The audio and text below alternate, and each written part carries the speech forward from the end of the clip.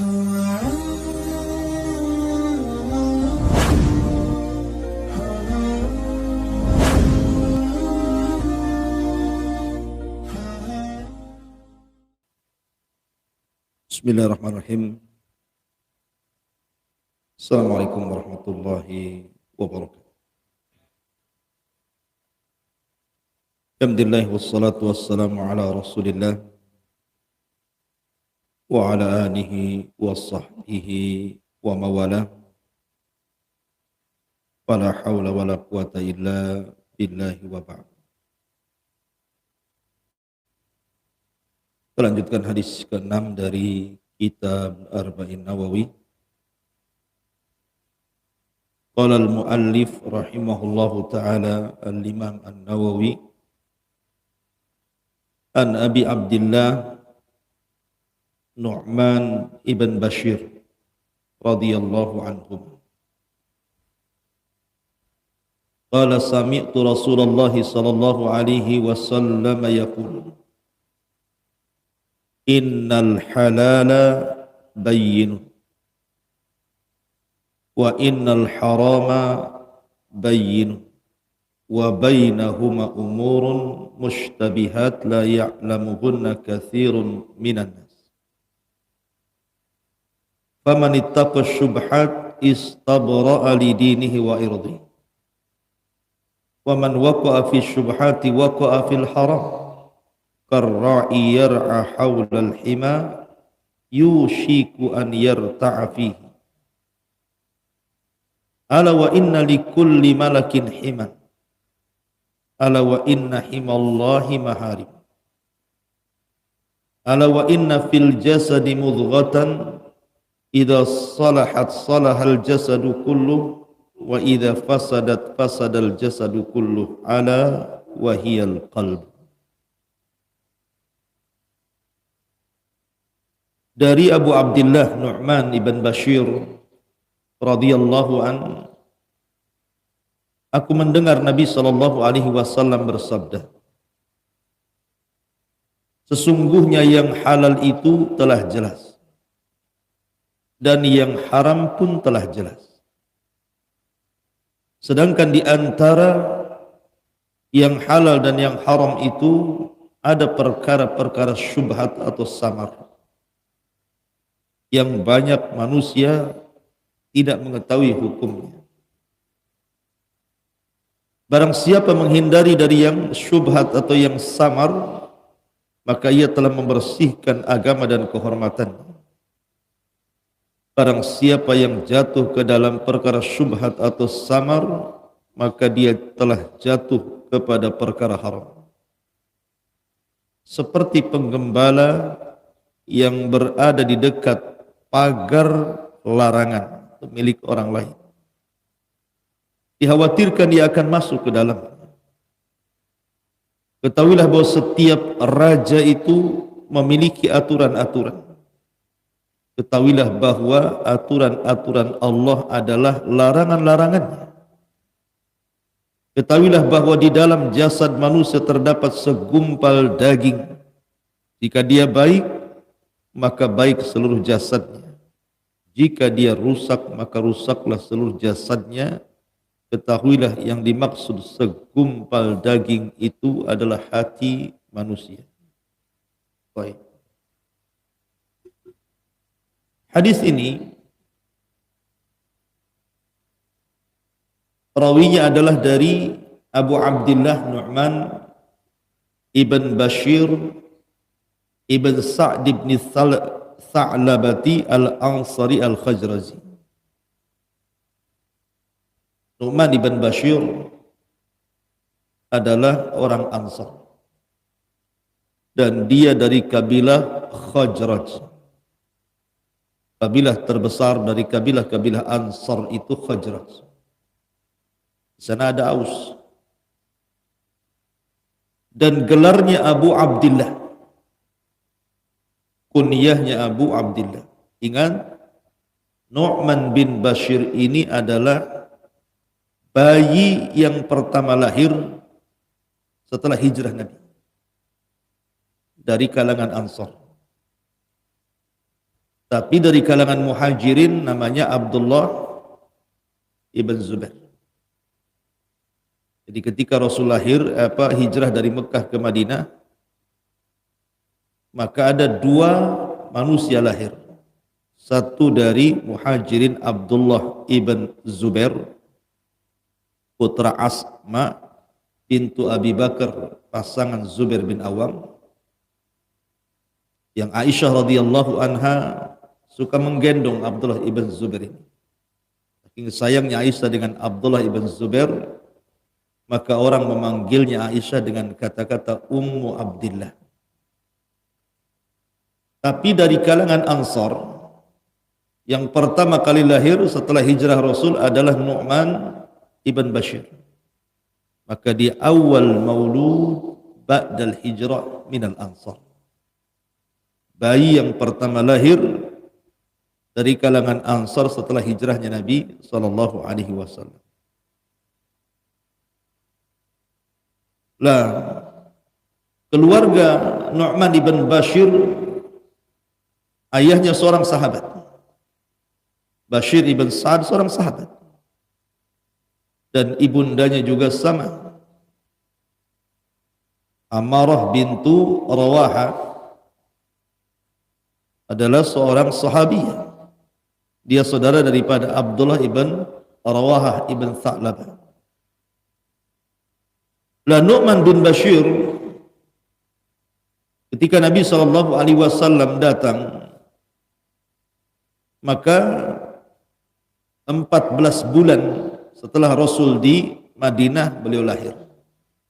Berarti dengan wafatnya Nabi SAW di tahun 11 Hijriah, usia Nu'man bin Bashir belum balik.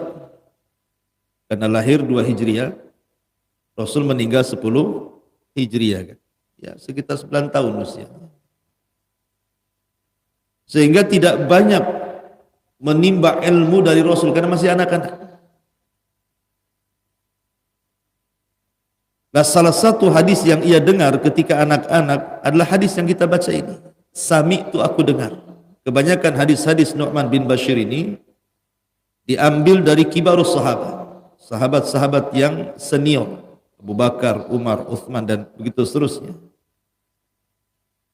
Dan hadis yang diriwayatkan Nu'man bin Bashir ini mencapai 100 kurang lebih. Yang tersebar di beberapa kitab sunan dan musnad. Tetapi tidak banyak dengar langsung dari Nabi, kecuali hadis ini. Dia mendengar langsung dari Nabi sallallahu alaihi wasallam. Ketika lahir saja, Nu'man ibn Bashir ini dibawa oleh orang tuanya menghadap Nabi sallallahu alaihi wasallam. Kemudian Nabi sallallahu alaihi wasallam mentahniknya. Tahnik sunnah, mengunyah kurma sampai lembut, kemudian mengoleskan di bibir bayi, kemudian mendoakan doa yang baik kepada bayi tersebut. Subhanallah,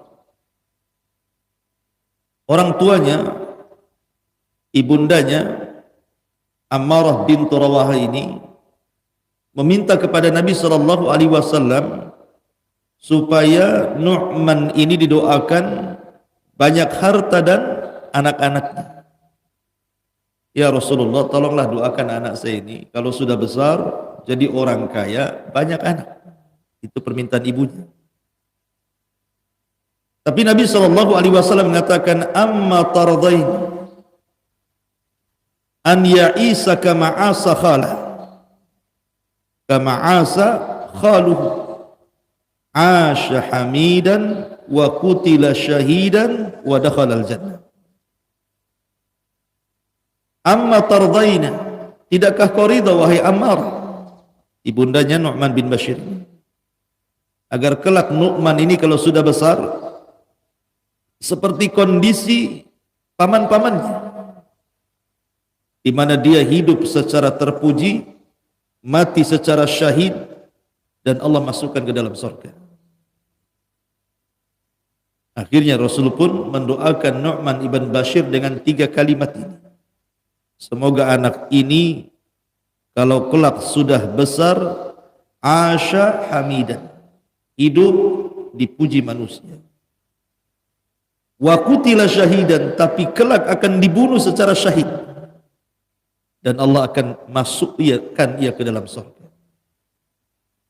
Subhanallah, ini kan kemuliaan semuanya. Hidup mulia, mati syahid, masuk surga. Kan enak.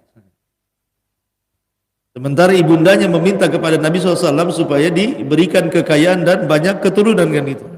Tapi Rasul pilihkan doa terbaik daripada itu. Karena ibundanya bicara tentang dunia.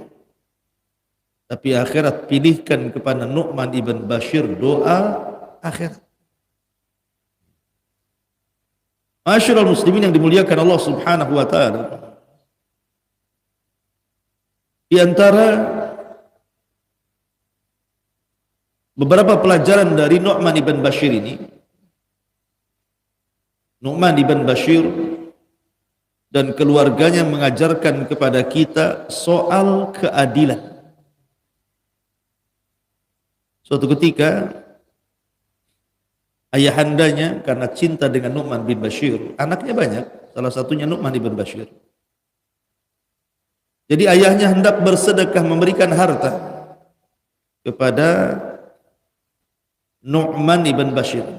Masalahnya anak-anak yang lainnya tidak diberi. Kadang orang tua kan begitu ya.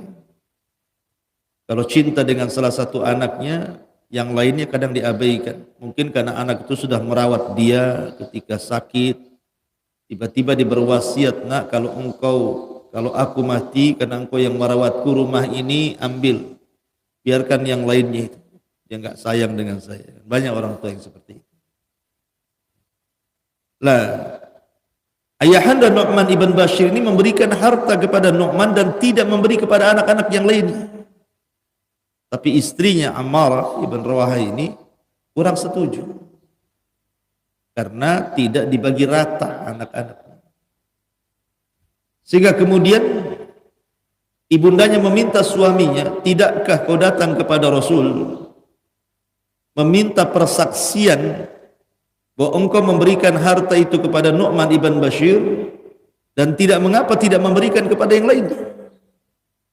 Maka berangkatlah ayahanda Nu'man ibn Bashir dengan Nu'man ibn Bashir datang kepada Rasul supaya Rasul menyaksikan dia memberikan harta. Ketika sampai di hadapan Nabi SAW, Rasul bertanya, afa'alta hadha biwaladika kullihim? Apakah engkau memberikan harta ini kepada semua anak-anakmu selain Nu'man? Maka dia mengatakan, la, tidak. Aku hanya memberikan kepada Nu'man saja. Maka Nabi SAW mengatakan, ittaqullaha wa'dilu fi auladikum. Bertakwa kepada Allah. Adilah dalam pembagian kepada anak-anak kalian. Maka kemudian bapaknya kembali dan memberikan pembagian yang rata kepada anak-anak. Dari sini peristiwa Nu'man ibn Bashir menjadi sebuah pelajaran pada kita agar kita hati-hati ketika memberikan kasih sayang kepada anak. Tetap harus adil. Adapun soal anak-anak, mungkin yang satu nakal, yang satu tidak, yang satu soleh, yang satu tidak. Itu ujian Allah Subhanahu wa taala kepada kita. Karena tidak semua anak itu baik, tidak semua anak itu jahat. Pasti ada yang dipilihkan, ada yang baik, ada yang jahat, untuk ujian bagi orang tuanya. Kemudian di antara kalimat yang luar biasa dari Nu'man ibn Bashir adalah, alastum fi ta'amin wa syarabin ma syi'tum. Ini di zaman sahabat.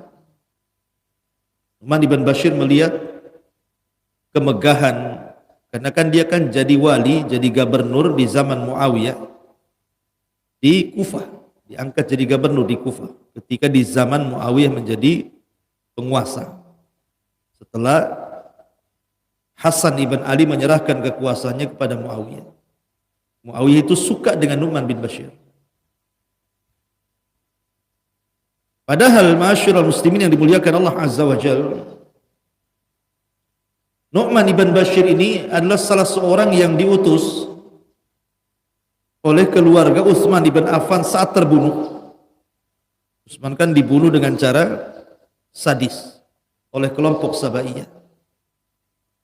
Bahkan istrinya sampai jari-jarinya putus, terkena sabatan pedang gara-gara membela suaminya Utsman bin Affan, Nailah.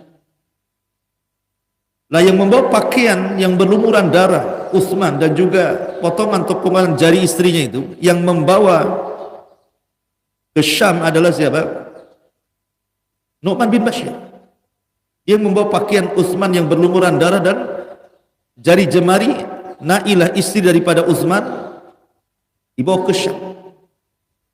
Kemudian diserahkan kepada Muawiyah ibn Abi Sufyan. Ghadib.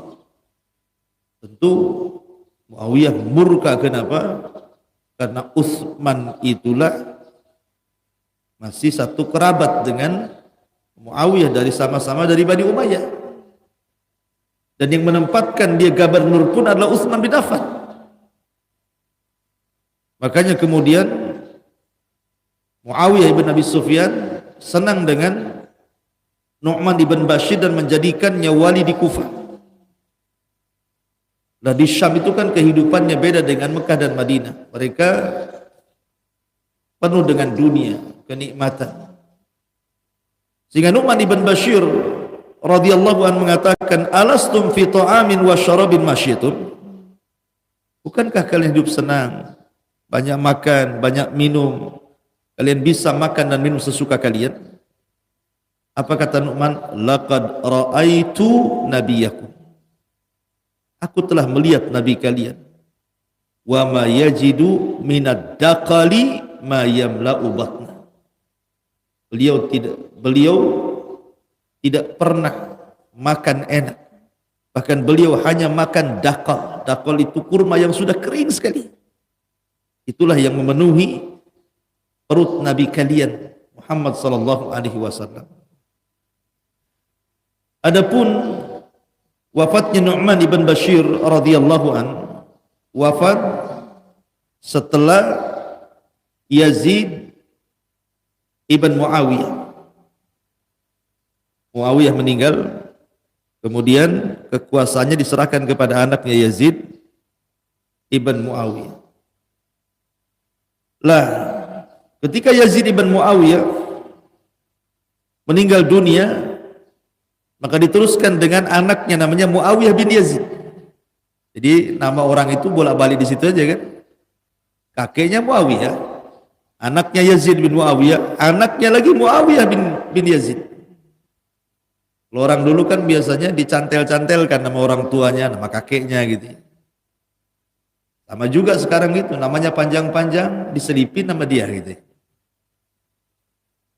Masalahnya di zaman Muawiyah bin Yazid, kekuasaan dia lemah, tidak seperti kekuasaan ayahnya Muawiyah Yazid ataupun Muawiyah yang kuat. Dia cenderung ke akhirat, tidak cenderung ke politik. Sehingga karena itulah goncang kaum muslimin di mana-mana.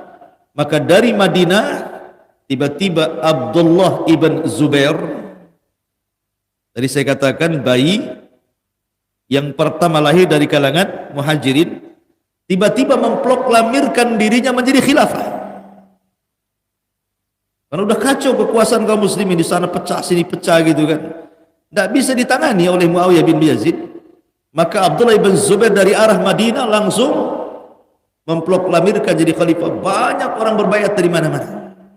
Muawiyah bin Yazid ditinggalkan, sehingga banyak orang-orang, hampir mayoritas seluruh penjuru negeri kaum muslimin berbaiat kepada Abdullah ibn Zubair, termasuk juga Nu'man ibn Bashir. Dia tinggalkan Muawiyah bin Yazid, dia berbaiat kepada siapa?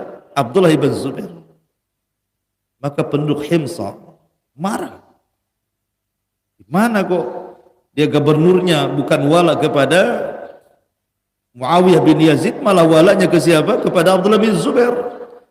Maka dia pun kemudian diikuti oleh Khalid ibnu Khalid al-Kala'i Di tengah jalan kemudian dibunuhlah Nu'man ibn Bashir, persis seperti yang dikatakan Rasul, kutila syahida, dibunuh mati syahid. Ya. Dari sini ma'asyiral muslimin yang dimuliakan Allah Subhanahu wa taala, nubuwah Rasul itu menjadi sebuah kenyataan. Ya, karena Rasul tidak pernah mengucapkan dengan hawa nafsu.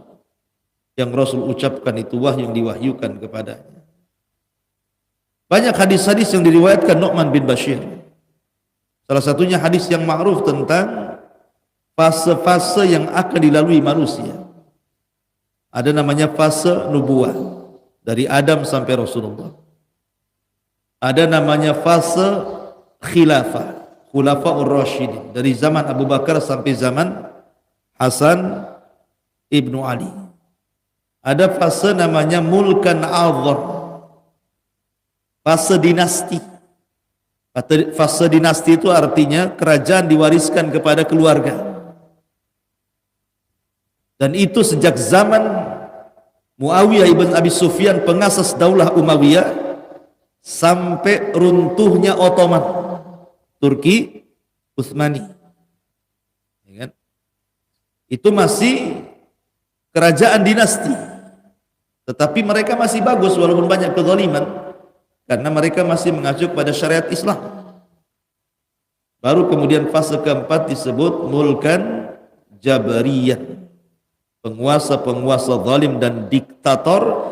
Sejak runtuhnya Turki Utsmani sampai hari ini, sampai nanti menjelang munculnya fase terakhir kembali ke zaman khilafah, namanya Khilafatul Mahdi, kekuasaan dipegang Imam Al-Mahdi. Lah hadis ini diriwayatkan siapa? Yang meriwayatkan Nu'man bin Bashir. Kemudian juga Nu'man ibn Bashir meriwayatkan beberapa hadis seperti hadis pentingnya seseorang al-amru bil ma'ruf wan nahyi 'anil munkar. Pentingnya bukan hanya mengajak manusia kepada kebaikan, cegah juga kemungkarannya. Kemudian beliau mempermisalkan dengan sebuah kapal. Ya, ini juga hadis juga dari Nu'man bin Bashir, di mana ada kapal dua tingkat, yang tingkat bawah kalau minta minum ke atas. Akhirnya kasihan, merasa terganggu, yang di bawah kemudian berinisiatif untuk membolongi kapal, ngambil air dari bawah. Ini kalau dibolongi kapal, tenggelamlah kapalnya. Kalau yang dek dua tidak memberikan teguran kepada yang di bawah, semua tenggelam. Itulah permisalan orang yang mengajak kepada kebaikan dan tidak mencegah kepada kemungkaran. Lah, salah satu hadis yang kita akan bahas adalah hadis al-halalu bayyinun wal haramu bayyinun, dan ini adalah hadis asal tentang masalah zuhud dan wara. Hadis Nu'man bin Bashir al-halalu bayin wal haram bayinun wa bainahuma umur mustabihat ini yang kita akan bahas adalah asal dari kaidah tentang fadlul zuhdi wal wara. Pentingnya kita zuhud dan pentingnya kita wara. Apa sih bedanya zuhud dengan wara itu? Kita sering mendengar penting zuhud, wara. Zuhud itu tingkat tertinggi daripada wara'. Wara' dulu baru zuhud. Jadi wara' itu muqaddimatuz zuhdi. Dia muqaddimahnya untuk jadi zuhud itu wara' dulu antum. Karena wara' itu tarku ma yukhsha dararuhu fil akhirah. Anda meninggalkan sesuatu yang memadaratkan Anda untuk akhiratnya. Meninggalkan sesuatu yang memadaratkan untuk akhirat kita disebut wara' namanya. Tapi zuhud sedikit berbeda, karena zuhud itu tarku ma la yanfa fil akhirah, meninggalkan sesuatu yang tidak bermanfaat untuk akhirat. Saya ulangi, kalau wara' meninggalkan sesuatu yang membahayakan akhiratnya. Kalau zuhud meninggalkan sesuatu yang tidak bermanfaat untuk akhiratnya. Apa bedanya? Kalau meninggalkan sesuatu yang memadaratkan untuk akhiratnya, berarti meninggalkan sesuatu yang haram dan syubhat. Itu disebut wara namanya.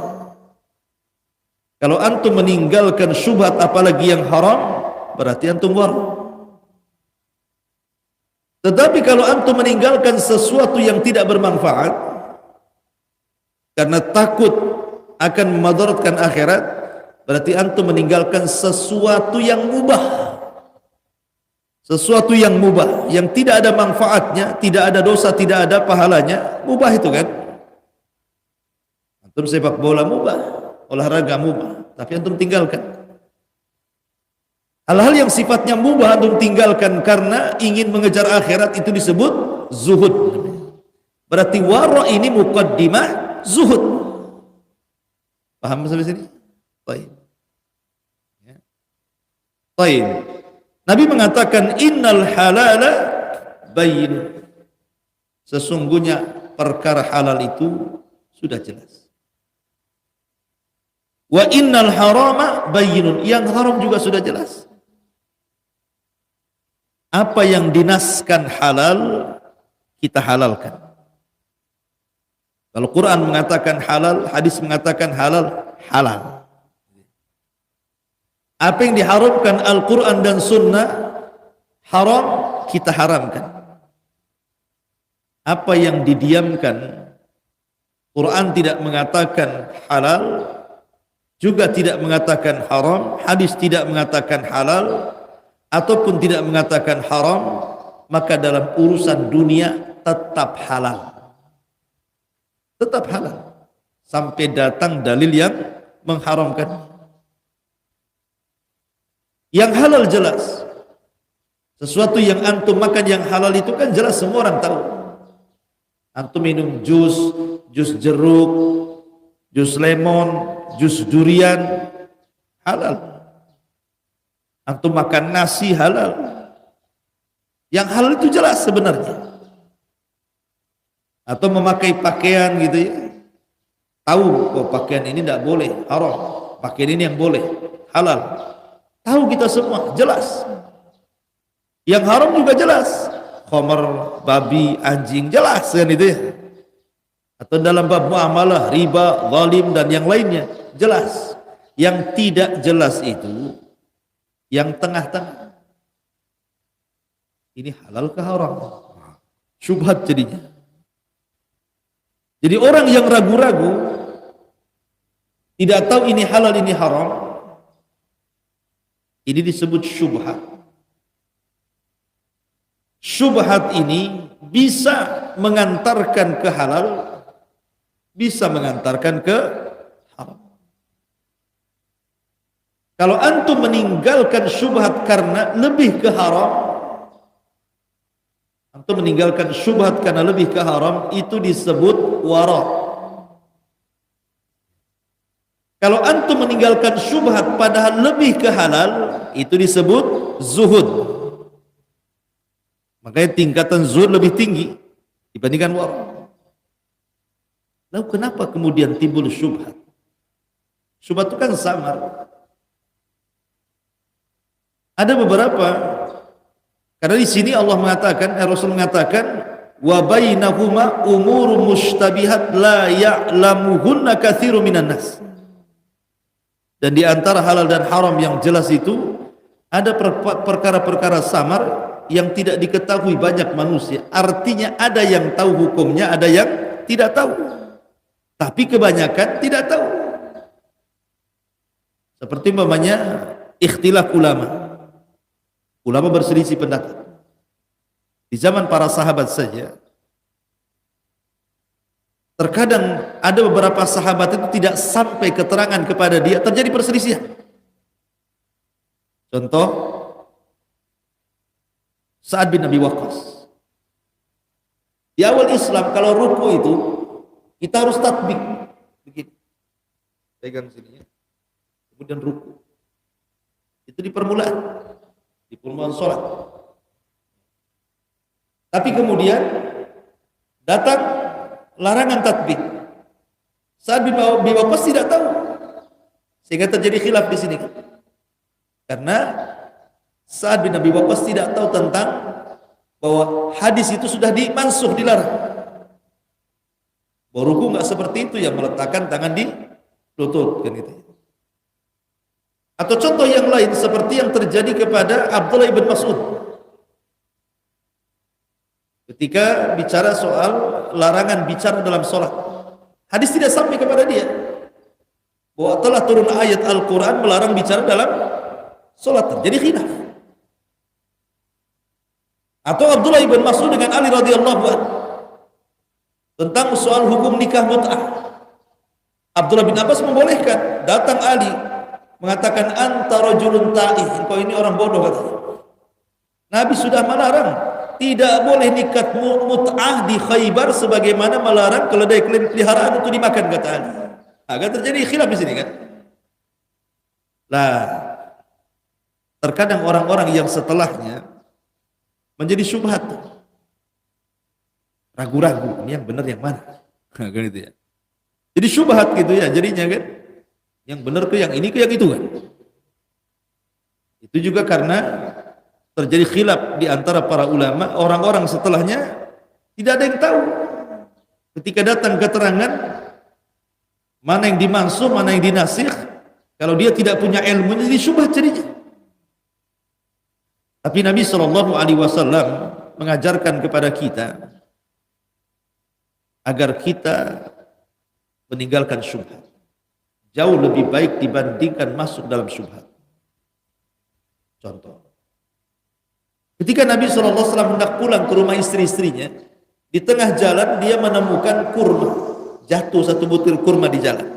Itu disebut luqatah, dalam bab fikih itu namanya luqatah. Barang jatuh itu luqatah artinya.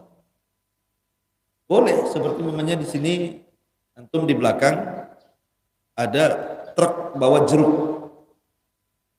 Jatuh pula satu butir. Tidak mungkinlah truk balik lagi gara-gara satu butir. Rugi dengan bensinnya kan. Antum nampak tuh. Antum mau ngejar ngambil jeruk. Papa gitu kan. Ini satu jeruknya nih. Pada satu truk itu jeruknya kan.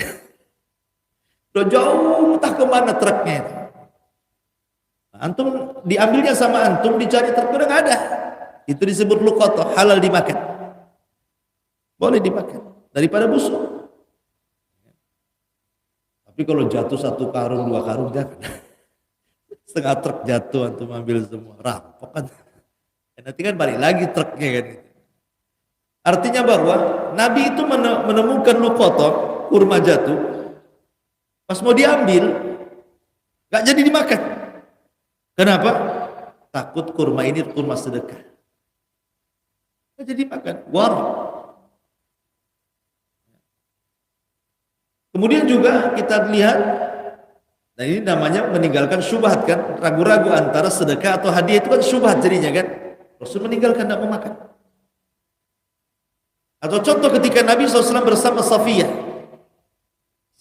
bintu Huyai ibn Akhtab, salah satu istri Nabi, Safiyah, putri daripada seorang pembesar Yahudi, Huyai ibn Akhtab. Rasul lagi berdua-duaan, malam-malam kan gelap sama.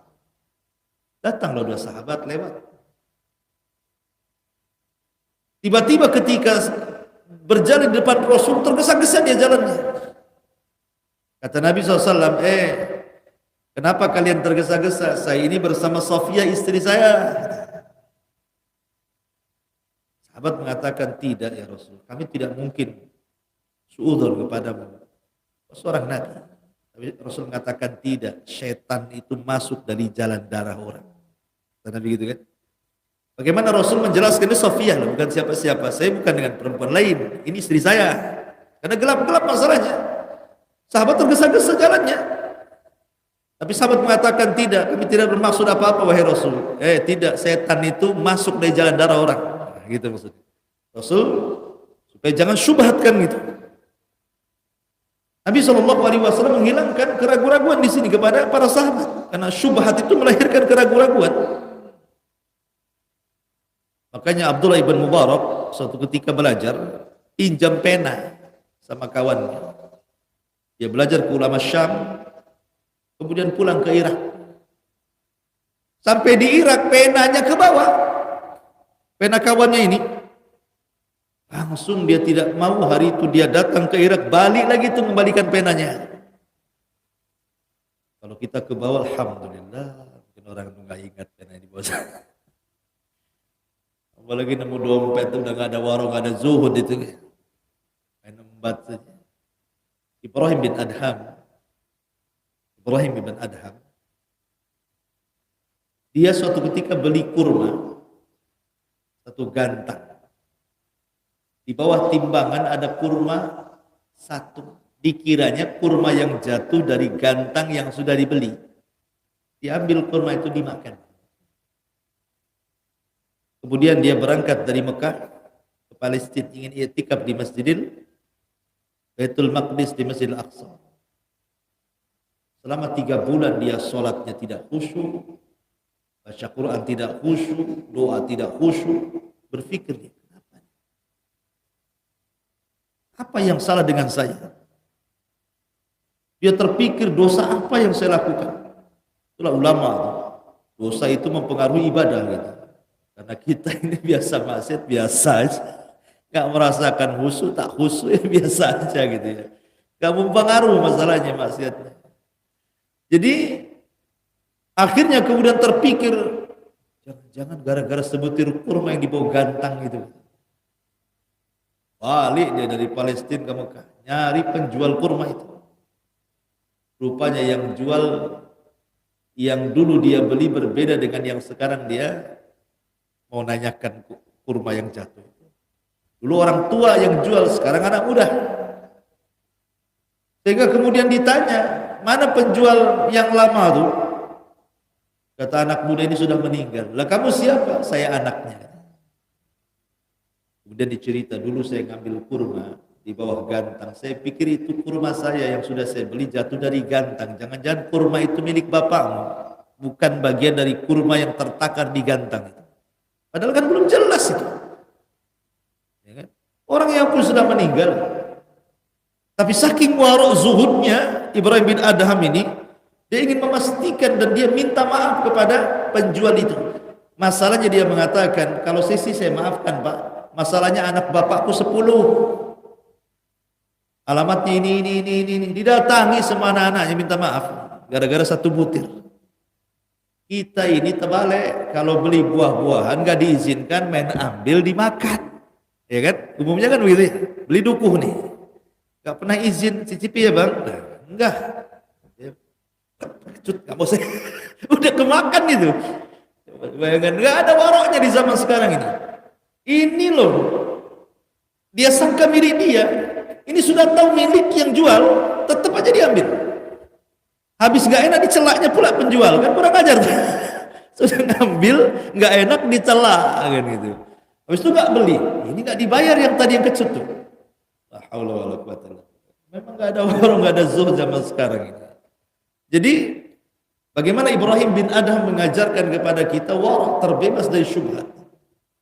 Begitu para ulama. Sampai-sampai Sufyan Ats-Tsauri atau Thabit ibn Ibrahim, ayahanda Nu'man ibn Thabit, Abu Hanifah.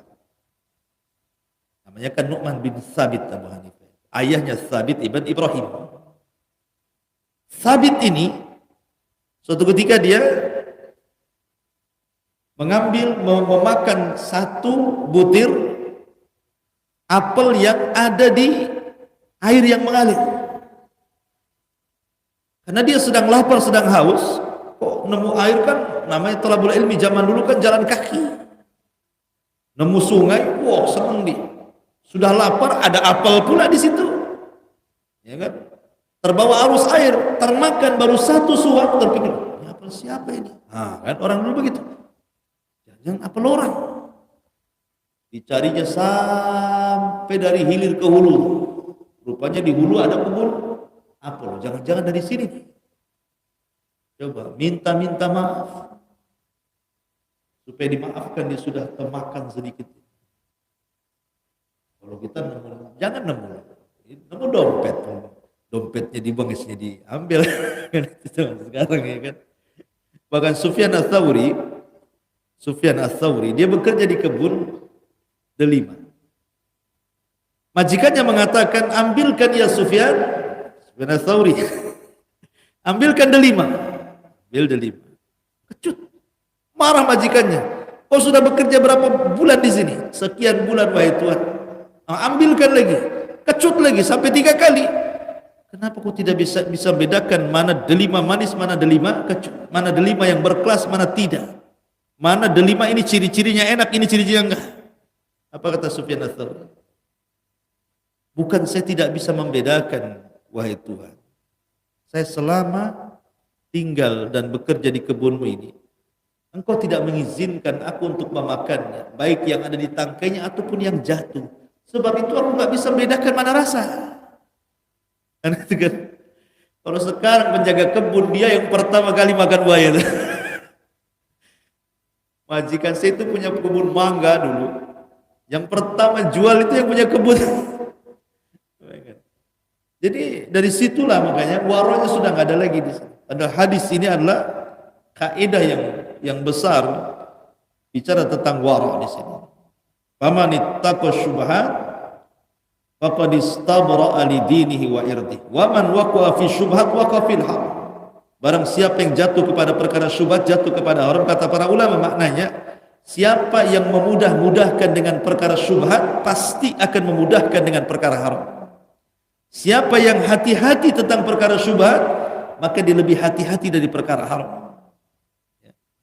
Kemudian Rasul mengatakan, karra yar'a haulal hima yushiku an yarta'a fi. Coba perhatikan, antum punya kebun sebelah sini. Ini kebun tetangga antum gembala kambing. Kalau kambing antum tidak diikat, apa yang terjadi? Bisa saja kambing ini lihat loncat ke tanah tetangga kan, mungkin rumputnya lebih hijau, bisa saja masuk tuh. Dan tidak tahu. Kalau kambing itu nggak diikat, artinya apa? Antara ini syubhat, ini haram. Itu maksudnya. Ini kan tanah kita, ini tanah orang. Kemudian kita taruh kambing ini di perbatasan. Bisa saja kambing itu loncat ke tanah orang kan gitu. Ini perkara syubhat, ini perkara haram. Kalau kita sudah dekat-dekat ke syubhat, bisa aja nyemplung ke haram. Makanya di sini Nabi SAW mempermisalkan hadis Nu'man bin Bashir ini, bahwa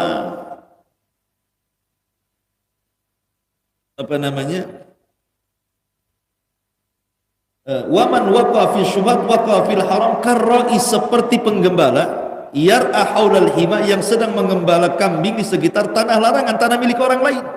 Yushiku an yarta, boleh-boleh dia akan mengambil atau loncat ke tanah orang dan jadi haram. Ala wa inna likulli malikin hima, ala wa inna himallah maharim. Ingat, Allah itu punya batasan-batasan, dan batasan-batasannya Allah itu sesuatu yang haram. Terkadang orang memahami wara itu hanya sekedar meninggalkan sesuatu yang membahayakan untuk akhiratnya. Tidak, wara juga bukan hanya at-tarku, meninggalkan, tapi wara juga berkaitan dengan al-fi'lu, perbuatan. Contoh begini, ada orang yang wara, tidak mau makan riba, tidak mau makan syubhat, tidak mau makan unsur judi, tidak mau makan uang-uang korupsi. Wara di sini dia. Tapi dia tidak wara terhadap kewajiban. Ketika subuh lewat, apa bedanya? Satu sisi dia nggak mau makan riba, tapi sisi lain nggak mau sholat subuh, apa bedanya? Nah, gitu loh. Jadi wara itu bukan hanya sekedar meninggalkan, tapi juga memperbuat perkara-perkara wajib. Meninggalkan yang haram wajib, meninggalkan yang syubhat sunnah, meninggalkan yang mubah ini martabatnya siddiqin, tinggi lagi tuh. Ada 3 tingkatan kan? Orang meninggalkan yang haram wajib, orang meninggalkan yang syubhat sunnah, orang yang meninggalkan yang mubah, oh ini tingkatannya aulia, para wali ini. Makanya kadang ada orang itu tidak mau, memang jujur orangnya di kantor amanah, tapi tidak pernah sholat. Apa bedanya? Meninggalkan yang wajib lebih parah daripada melakukan yang haram. Karena meninggalkan yang wajib bisa kafir, tapi Melakukan yang haram belum tentu kafir. Meninggalkan sholat bisa keluar dari Islam, tapi berzina belum tentu keluar dari Islam kan gitu, kecuali dihalalkan zina. Makanya penting di sini. Jadi Allah itu punya larangan-larangan. Makanya Umar bin Abdul Aziz, bayangkan dia masih kecil, belum balik. Umar bin Abdul Aziz itu makanya menjadi raja yang luar biasa. Dia telat sholat jamaah gara-gara apa? Sibuk nyisir di kaca kayak kita kecil-kecil kan itu kan, pakai jelly itu apa kan, sibuk aja. Akhirnya sibuk depan kaca, lewatlah jamaah. Ketika dia datang ke masjid, sudah selesai sholat, baru dia masuk. Bapaknya marah. Dari mana kamu? Umar bin Abdul Aziz ini sibuk menyisir rambut. Sibuk karena anak-anak zaman dulu, zaman kita aja kan gitu, sisir aja di sini. Ya kan? Kalau dulu bergaya itu pakai sisir di belakang itu. Kemudian bertingkat jadi dompet, baru dompet dikasih rantai kapal di sini. Mulai itu zaman kan memang makin zaman itu kan berlalu-lalu kan. Sekarang lain lagi pula bergaya kan. Mulai sobek-sobek, disobekin lututnya, celananya, semacam. Tapi betato kan. Jadi ayahnya marah, saking ingin mendidik anaknya nih. Apa kata ayahnya? La ukallimuka abada. Kalau kau lakukan lagi, aku tidak akan bicara lagi dengan kamu. Habis itu tidak pernah dilakukan lagi. Langsung dicukur rambutnya, pelontos langsung. Gara-gara itu. Ini kan mengajari warok namanya ya. Ngajari warok. Sampai ibunya melihat Umar bin Abdul Aziz nangis pada anak-anak tuh. Dikiranya apa kalau anak-anak sekarang nangis? Apa? Minta jajan, kan gitu ya? Lapar, mainannya nggak dibelikan. Oh itu nangis tuh. Dilarang main, nangis. Ini tidak. Umar bin Abdul Aziz ditanya ibunya. Ya bunai lima tabki. Hei anakku, kenapa kau nangis? Ini anak-anak. Apa kata Umar bin Abdul Aziz? Tadzakartul maut. Aku ingat kematian, wahai ibuku, aku menangis. Ini anak-anak coba ingat mati. Kita ada beruban nggak ingat mati. Hari-hari antum lewat kuburan Tamyang itu nggak ingat mati juga. Coba kadang-kadang kita ini kan woronya nggak ada. Ya. Itu Umar bin Abdul Aziz mengajarkan satu pelajaran besar bagi kita. Kan? Kemudian yang terakhir adalah wa inna fil jasadi mudghah idza saluhat saluhal jasadu kullu wa idza fasadal fasadal jasadu kullu ala wahyal qalb. Ingat dalam badan kita ini ada segumpal daging. Kalau dia baik, baik semua. Kalau dia jahat, jahat semua. Itulah hati. Hati ini, makanya sebenarnya masalah waro itu sebenarnya kata para ulama mudah. Orang menjadi waro itu mudah. Contoh namanya Ibnu Sirin ditanya, Muhammad ibn Sirin seorang ulama tabi'in. Ketika ada orang mengatakan, susah kali aku ini waro. Kata Muhammad ibn Sirin, salah. Waro itu mudah. Kata. Kok bisa wahai imam? Ya. Karena setiap kau ragu, tinggalkan. Kan senang. Ragu, tinggalkan. Ragu, tinggalkan. Udah. Masalahnya hati ini cenderung cinta dunia. Itu yang membuat sulit kita waro. Makanya membersihkan badan itu paling mudah. Antum beli molto, beli apa gitu ya. Sabunnya aja badan antum. Piring saja bisa bersih, apalagi badan. Kan itu ya. Pakai sunlight gitu ya. Tapi tidak bisa hati dicuci dengan sunlight. Antum minum sunlight, bersih hati antum, tidak bisa. Mati antum. Membersihkan hati itu sulit. Makanya perlu membiasakan. Makanya kenapa kata Imam Ibnul Qayyim rahimahullahu ta'ala, bagaimana orang itu akan selamat hatinya kalau punya istri tidak nyayangi suaminya. Kalau punya tetangga nggak bisa memberikan keamanan kepada tetangganya. Kalau punya pekerjaan tetapi tidak pernah menghasilkan kerjanya. Kalau punya musuh tidak pernah tidur, terus melihat antum. Gimana caranya antum hancur? Gimana akan tenang hatinya orang? Punya istri nggak sayang sama antum. Coba istri yang nggak sayang itu buat sakit hati kan? Udah susah di luar, masuk rumah mau kuadrat susahnya. Punya tetangga sih ganggu saja kan itu. Punya musuh terus saja. Jadi bagaimana bisa tenang? Makanya penting seseorang itu satu, cari istri penyayang. Dua, cari tetangga yang baik. Tiga, cari pekerjaan yang bagus. Keempat, jangan cari musuh. Tenang hati. Karena ketenangan hati itu penting. Wallahu a'lam bishawab. Ini yang disampaikan dan bermanfaat. Subhanallah hamdika asyhadu an la ilaha illa anta astaghfiruka wa atubu ilaik. Allahu taala alam. Assalamualaikum.